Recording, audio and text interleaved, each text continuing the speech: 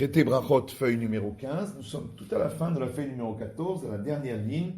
Rabbi Yochanan a dit, celui qui veut accepter sur lui le joug de la royauté du ciel de manière complète, on tourne la page, qu'il aille d'abord aux toilettes pour ne pas être dérangé, puis il se lavera les mains, il mettra des téphilines qui lui permettent de recevoir le joug sur la tête et sur le bras, donc sur la réflexion et sur l'action, puis il récitera le schéma, qui là aussi est l'acceptation du joug divin, et enfin il priera les 18 bénédictions, et c'est ça qu'on appelle l'acceptation du joug divin de manière complète. Rabbi Chia bar Abba dit au nom de Rabbi Yochanan, tout celui qui va aux toilettes, puis se lave les mains, puis met les tefilines, récite le schéma et prie les 18 bénédictions, le verset considère comme s'il avait construit un autel et y avait offert un sacrifice. Comme il est écrit dans les psaumes, je laverai avec propreté mes paumes, puis je tournerai autour de ton autel éternel. Rava dit, est-ce que tu ne veux pas expliquer aussi que c'est comme s'il s'était trempé dans le bain rituel, puisqu'il est écrit je me laverai avec propreté. Et c'est pas écrit je laverai mes mains avec propreté. Donc c'est le corps entier. Ravina a dit à Rava, regarde ce jeune sage qui vient d'Israël et qui a dit, celui qui n'a pas d'eau pour se laver les mains avant la prière, il se nettoiera les mains avec de la terre ou avec des cailloux ou avec des copeaux de bois. Il lui a répondu, il a raison de dire ainsi. Est-il écrit dans le verset je laverai avec de l'eau, c'est marqué je laverai avec propreté, donc avec toute chose qui permet de nettoyer. D'ailleurs, Rav Hizda maudissait celui qui va chercher de l'eau pour se laver les mains au moment où on doit prier. Et ça, c'est uniquement pour la récitation du schéma, parce qu'il risque entre-temps de rater le temps pour le réciter. Mais pour la prière des 18 bénédictions, là, il peut aller chercher de l'eau, même si il risque de rater le moment de dire la prière, parce que de toute façon, il peut le rattraper à la prière suivante en faisant 2 fois les 18 bénédictions. Et jusqu'à combien il doit aller chercher de l'eau? Alors, jusqu'à une parsa. Une parsa, c'est 4000, donc c'est 4 fois 2000 coudées. Et ça, c'est seulement quand il peut la trouver en continuant son chemin. Mais s'il doit revenir en arrière, même 1000 qui fait 2000 coudées, il n'a pas besoin de revenir en arrière pour la chercher. Et de là, on apprend que 1000, il n'a pas besoin, mais si c'est moins qu'1000, il doit lui revenir en arrière. Prochaine Mishnah, celui qui récite le schéma et n'a pas entendu à son oreille ce qu'il a prononcé, il est malgré tout quitte. Rabbi Yossé dit, il n'est pas quitte. Celui qui a récité le schéma et n'a pas prononcé avec précision les lettres, Rabbi Yossé dit il est quitte, Rabbi Yuda dit il n'est pas quitte. Celui qui récite le schéma dans le désordre n'est pas quitte. Celui qui récite le schéma et à un moment il s'est trompé, il reprend depuis l'endroit où il s'est trompé. Alors la Gemara dit, quelle est la raison de Rabbi Yossé qui dit que si on n'a pas entendu à son oreille, on n'est pas quitte? Parce qu'il est écrit schéma, écoute. Donc on doit faire écouter à son oreille ce qu'on récite avec sa bouche. Alors que le premier avis dit, de ce mot schéma, on apprend dans toute langue que tu comprends, puisque schéma veut dire aussi comprendre.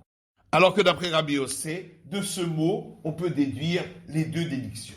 La Gemara rapporte une Mishnah dans le traité Trumot qui dit, le sourd qui parle mais n'entend pas, ne peut pas prélever le prélèvement destiné au prêtre. Et s'il l'a fait, le prélèvement est valable. Et la Gemara demande qui est l'auteur de cet enseignement qui considère que le sourd qui parle mais n'entend pas, son prélèvement est valable a posteriori, mais pas a priori. Rav Hizda répond, c'est Rabbi Yossé.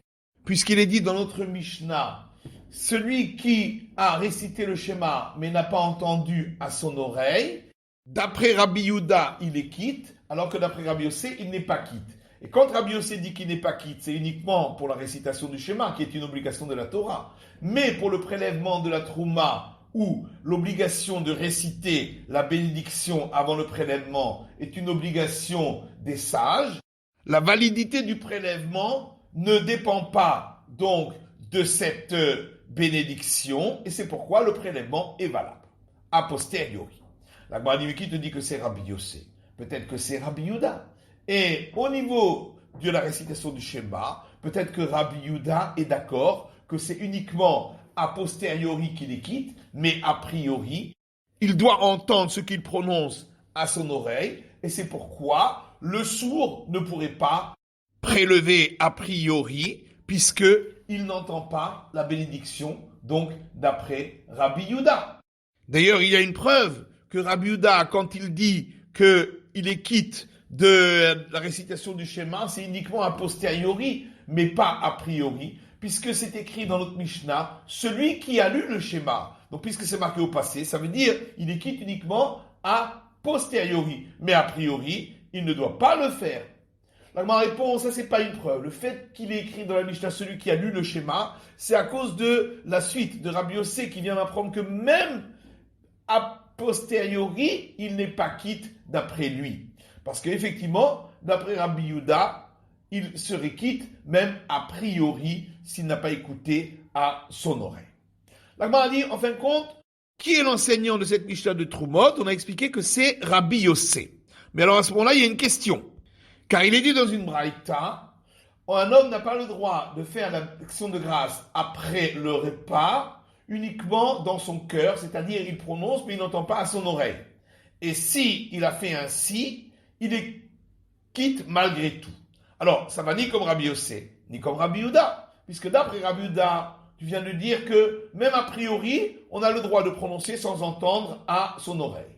Et d'après Rabbi Yossé, même a posteriori, il n'est pas quitte. On est donc obligé de répondre que Rabbi Yehuda, quand il dit qu'il est quitte lorsqu'il a récité le schéma sans avoir entendu à son oreille, c'est uniquement a posteriori.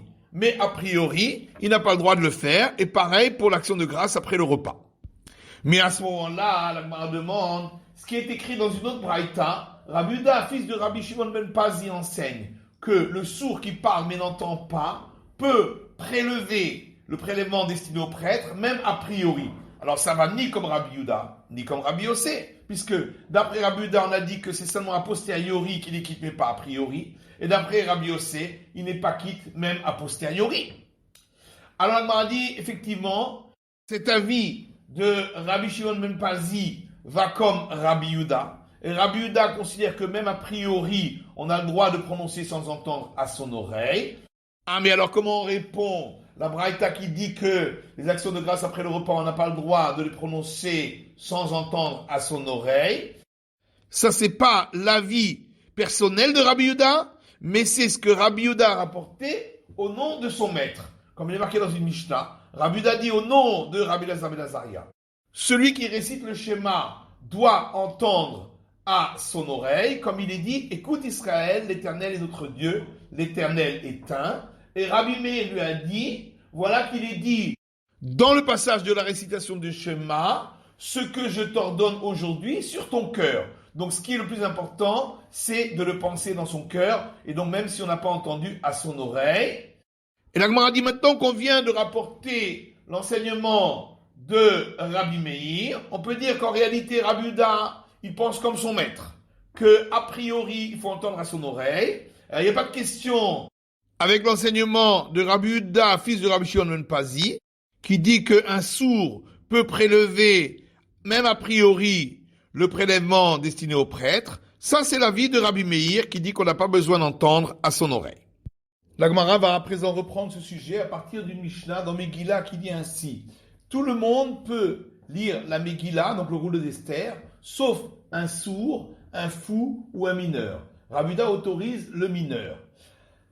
Qui c'est qui dit la Gemara, que le sourd ne peut pas lire la Megillah, et donc a priori, même a posteriori, il ne peut pas rendre quitte les autres. Alors Ramata dit, c'est Rabbi Yossé, comme on voit dans notre Mishnah, celui qui a récité le schéma et n'a pas entendu à son oreille, il est quitte, ça c'est Rabbi Yehuda, mais Rabbi Yossé dit, il n'est pas quitte, et donc le sourd aussi, il a prononcé, on parle d'un sourd qui parle, mais il n'a pas entendu à son oreille. Et là, m'a dit, mais qui te dit que la Mishnah dans Megillah, c'est l'avis de Rabbi Yossé, et il ne rend pas quitte même a posteriori? peut-être c'est l'avis de Rabbi Yehuda, et la Mishnah dit qu'a priori, il ne doit pas lire la Megillah pour rendre quitte les autres, mais a posteriori, il pourrait les avoir rendus quitte. Alors, on ne peut pas dire ainsi, parce qu'étant donné que la Mishnah a juxtaposé le sourd à côté du fou et du mineur, alors on dit de la même manière que le fou et le mineur, même a posteriori, ils ne peuvent pas rendre quitte les autres, puisqu'ils ne sont pas considérés comme conscients totalement de leurs actes. De même, le sourd, également, on dira qu'à posteriori, il ne rend pas quitte les autres, donc c'est effectivement l'avis de Rabbi Yossi. La Gemara qui te dit, peut-être que chacun a une règle à part. Le fou et le mineur ne peuvent pas rendre quitte même a posteriori, mais le sourd qui parle, il peut rendre quitte au moins a posteriori. La Gemara dit, comment peux-tu expliquer cette Mishnah comme Rabbi Yehuda? Pourtant, puisque dans la suite de la Mishnah, il est dit Rabbi Yehuda autorise le mineur, donc ça montre bien que le début de la Mishnah, c'est pas Rabbi Yehuda. La Gemara dit non, peut-être que toute la Mishnah c'est Rabbi Yehuda, et en vérité, il y a deux sortes de mineurs. Il manque un petit morceau dans la Mishnah, et la Mishnah a voulu dire ainsi, tout le monde peut lire la Megillah, sauf le sourd, le fou et le mineur, et on parle d'un mineur qui n'est pas encore arrivé à l'âge d'être éduqué pour les mitzvot, pour les commandements, mais le mineur qui est déjà arrivé à cet âge-là, où il doit être éduqué aux commandements, lui, il pourra, même a priori, rendre quitte les autres. C'est l'avis de Rabbi Yehuda, tout ceci, car Rabbi Yehuda autorise de faire lire la Megillah par un mineur. Alors la Gemara dit, comment tu as donc expliqué cette Mishnah? Comme Rabbi Yehuda. Et donc, que le sourd, en vérité, a posteriori, il peut rendre quitte les autres, et c'est seulement a priori qu'il ne peut pas. Ah, mais alors à ce moment-là, pourtant il y a une braïta de Rabbi Yehuda, fils de Rabbi Shimon ben Pazi, qui dit, le sourd qui parle et qui n'entend pas peut prélever le prélèvement des prêtres, même a priori. Alors cette braïta ne dira ni comme Rabbi Yehuda, ni comme Rabbi Yossé, ni comme Rabbi Yehuda, puisque Rabbi Yehuda dit qu'a posteriori, et ce qu'il a fait le sourd, même s'il n'a pas entendu à son oreille, quand il a parlé, c'est valable, et ce n'est qu'a priori qu'on ne laisse pas. Et Rabbi Yossé non plus, ça ne va pas, puisque lui il dit que même a posteriori, c'est pas valable. Alors qu'est-ce qu'il faut répondre, dit la Gemara? Forcément, il faudra donc dire que la Mishnah, la Braïta, de Rabbi Yehuda, fils de Rabbi Shimon ben Pazi, ira comme l'avis de Rabbi Yehuda de notre Mishnah, et que Rabbi Yehuda, il autorise même a priori celui qui n'entend pas à son oreille. Oui, mais alors à ce moment-là, ce qui est écrit dans la Braïta, qu'un homme ne doit pas réciter les actions de grâce après les repas uniquement dans son cœur, ça veut dire sans entendre à son oreille, et s'il l'a fait, il est quitte. Alors là, ça ira ni comme Rabbi Yehuda, ni comme Rabbi Yossé, puisque on vient de dire que d'après Rabbi Yehuda, même a priori, on accepte qu'il n'entende pas à son oreille, et d'après Rabbi Yossé, même a posteriori, c'est pas valable s'il n'a pas entendu à son oreille. La Gemara répond, on peut toujours dire que c'est Rabbi Yehuda, qui pense que, a priori, également, on peut le laisser, même s'il n'entend pas à son oreille, et on fait une différence entre l'enseignement de Rabbi Yehuda personnel, qui effectivement dit que, même s'il n'entend pas à son oreille, c'est valable même a priori, et l'enseignement de Rabbi Yehuda au nom de son maître, qui dit que c'est seulement a posteriori que c'est valable, comme c'est marqué dans une braïta, Rabbi Yehuda dit au nom de Rabbi Elazar ben Azaria, celui qui récite le schéma doit entendre à son oreille, comme il est dit, écoute Israël, donc on voit qu'on doit entendre. Et Rabbi Meir lui dit, voilà qu'il est dit dans le passage du schéma, que je t'enseigne, que je t'ordonne aujourd'hui sur ton cœur. Donc on voit que tout dépend du cœur, d'avoir compris dans le cœur, même si on n'a pas entendu à son oreille. Et maintenant qu'on a rapporté cet enseignement de Rabbi Meir, on peut très bien dire que Rabbi Yehuda, en vérité, il pense comme son maître, que c'est uniquement a posteriori qu'il est quitte s'il n'a pas entendu à son oreille. Mais a priori, il ne doit pas le faire. Et en réalité, l'enseignement donc qui dit qu'il n'est quitte qu'à posteriori, ce sera donc Rabbi Yehuda. Et l'enseignement qui dit qu'il est quitte même a priori, qui est celui de Rabbi Yehuda, fils de Rabbi Shimon ben Pazi, ce sera l'avis de Rabbi Meir. Alors, Frisda Dirnon Rav Shila, la règle de conduite suit l'avis de Rabbi Yehuda au nom de Rabbi Elazar ben Azaria, et elle suit également l'avis de Rabbi Yehuda lui-même. Alors, qu'est-ce que ça veut dire? Ça veut dire que si on avait dit uniquement que la règle de conduite suit l'avis de Rabbi Yehuda de notre Mishnah, on aurait pu croire Rabbi Yehuda dans notre Mishnah. En réalité, il permet même a priori de ne pas écouter à son oreille. C'est pourquoi on a rajouté que ça suit l'avis de Rabbi Yehuda au nom de Rabbi Elazar ben Azaria pour nous dire qu'attention, c'est uniquement a posteriori qu'il les quitte. Mais a priori, on doit entendre à son oreille. Et si on va enseigner uniquement que la règle de conduite suit l'avis de Rabbi Yehuda au nom de Rabbi Elazar ben Azaria, on aurait pu croire que quand on dit là-bas qu'il faut attendre à son oreille, ça veut dire qu'il faut entendre à son oreille, et si on l'a pas fait, c'est pas valable. C'est pourquoi on nous dit non. On suit l'avis de Rabbi Yehuda de notre Mishnah, que a priori on doit entendre à son oreille, mais a posteriori, si on n'a pas entendu à son oreille, c'est valable. Rabbi Yosef rajoute que toute la discussion concerne la récitation du schéma. Mais pour les autres commandements dans lesquels on doit prononcer, par exemple, les bénédictions, d'après tout le monde, si on n'a pas entendu à son oreille, c'est pas valable. Comme il est écrit dans le verset, prête oreille et écoute Israël. Donc on voit qu'on doit entendre à son oreille. Là-dessus, la Gemara objecte. Pourtant, on a vu une braïta qui dit, un homme n'a pas le droit de réciter les actions de grâce dans son cœur, ça veut dire sans entendre à son oreille, mais s'il l'a fait, il est quand même quitte. Donc, en vérité, voilà comment il faut expliquer l'enseignement de Rabbi Yosef. Toute la discussion concerne la récitation du schéma, parce qu'on dit, il est dit là-dessus, écoute Israël. Donc, c'est pourquoi l'avis de Rabbi Yosef est que s'il n'a pas entendu à son oreille, il n'est pas quitte. Mais pour les autres commandements, où on doit réciter comme les bénédictions, d'après tout le monde, même d'après Rabbi Yosef, même s'il n'a pas entendu à son oreille, il est quand même quitte a posteriori. Ah, pourtant, on a le verset qui dit « Prête oreille et écoute Israël ». Ça s'applique aux paroles de la Torah. Moïse demande au peuple d'Israël de prêter l'oreille à son enseignement. On en vient à la suite de l'enseignement de notre Mishnah qui a parlé de celui qui a récité le schéma sans avoir prononcé les lettres avec précision. Là aussi, il y a une discussion. Amar Rav Tavi Amar Rabbi Yoshia Alachak Livre Shnehem Lehakel.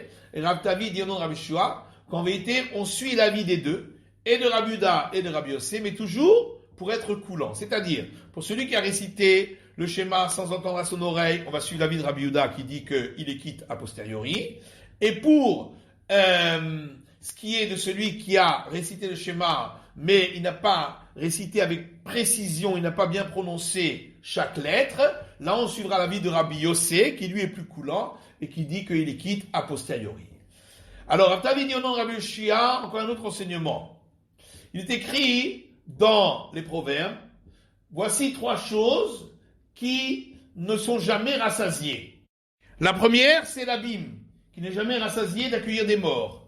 Et la deuxième, c'est la matrice qui est à l'endroit fermé, qui n'est jamais rassasiée d'accueillir la semence. Alors pourquoi on a juxtaposé l'abîme et la matrice? Pour t'apprendre. De la même manière que la matrice, elle reçoit la semence, puis elle fait sortir l'enfant, de même l'abîme reçoit les morts, et un jour, il les fera ressortir lors de la résurrection. Et on peut même donner un argument a fortiori en disant, si déjà la matrice ou dans laquelle la semence entre discrètement, et lorsque l'enfant en sort, c'est avec beaucoup de cris, à plus forte raison, l'abîme ou qui accueille le mort avec beaucoup de cris, à plus forte raison que quand ils en sortiront, ce sera avec beaucoup de bruit. Et de là, une réponse à ceux qui disent qu'il n'est pas écrit dans la Torah la résurrection des morts. Rav Oshaya a enseigné devant Rava. Il est écrit dans le passage du schéma, et tu les écriras, concernant l'écriture du parchemin de la mezouza. Donc là, on apprend qu'il faut écrire tout le passage, même cette obligation d'écrire.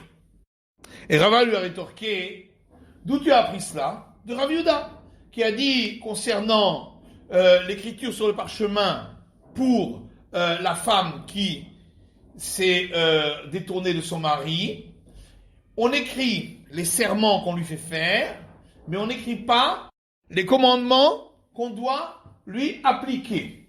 Et là-dessus, tu en as déduit que c'est uniquement là-bas, parce qu'il est écrit Vekatav, et il écrira, mais ici où il est écrit Urtav Tam, donc quand tu expliques, il écrira quelque chose d'entier, et donc il faut écrire même les commandements qui s'y appliquent.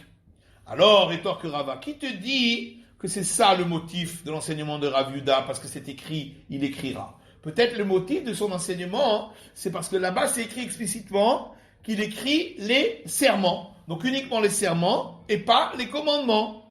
Et donc chez nous, concernant la mezouza, où il n'y a rien écrit de particulier, on n'a pas besoin d'un mot spécial urtaftam pour nous dire qu'on doit tout écrire. C'est évident. Alors il dit non, c'était pas si évident. On aurait pu croire qu'on va faire une déduction par similitude de termes à partir justement du parchemin de la femme qui s'est détournée de son mari, où il est écrit le terme écrire, et ici aussi dans la mezouza est écrit le terme écrire, et donc de la même manière que là-bas on n'écrit que les serments mais pas les commandements, ici aussi on n'écrirait pas le commandement, c'est pourquoi il en a besoin que la Torah écrive urtaftam, une écriture entière, pour dire que dans la mezouza on doit tout écrire, tout le passage, même le commandement qui s'y applique. Rav Ovadia a enseigné devant Rava, il est écrit dans le passage du schéma Velimad tem, qu'on lit ici Ulmad tam, qu'il faut que l'enseignement, c'est-à-dire la récitation du schéma, soit entière, complète. C'est-à-dire qu'il faut faire une petite pause entre deux lettres similaires qui se suivent. Et Rava a expliqué, par exemple, Al levavecha. Premier mot se termine par un lamed et le deuxième commence par un lamed. Al levavchem, c'est pareil. Bechol levavcha. Bechol levavchem. Aesev besadecha. Le premier mot se termine par un bet et le deuxième commence par un bet. Vavatem mehera. Le premier mot se termine par un mem et le deuxième commence par un mem. Hakanaf petil. Le premier mot termine par un p et le deuxième commence par un p. Etrem meheretz. Le premier termine par un mem et le second commence par un mem. Il faudra faire une petite pause entre les deux. Avraham Rabbi Hanina enseigne. Tout celui qui, en récitant le schéma, fait attention à bien prononcer chaque lettre, on lui refroidira le Gehinam, l'enfer. Comme il est écrit un verset dans les psaumes, lorsque Dieu écartera les rois de ton territoire, tu seras blanchi dans l'obscurité. Il ne faut pas lire Bifros lorsqu'il écartera, et là Befaresh, lorsque tu expliciteras chaque lettre, quand tu parleras du roi des rois, eh bien, tu seras blanchi dans l'obscurité. Ici, on ne parle pas d'obscurité, mais on parle de l'enfer, qui est appelé également Tsalmavet, l'ombre de la mort, qui lui sera refroidie. Fin de l'étude de la feuille numéro 15.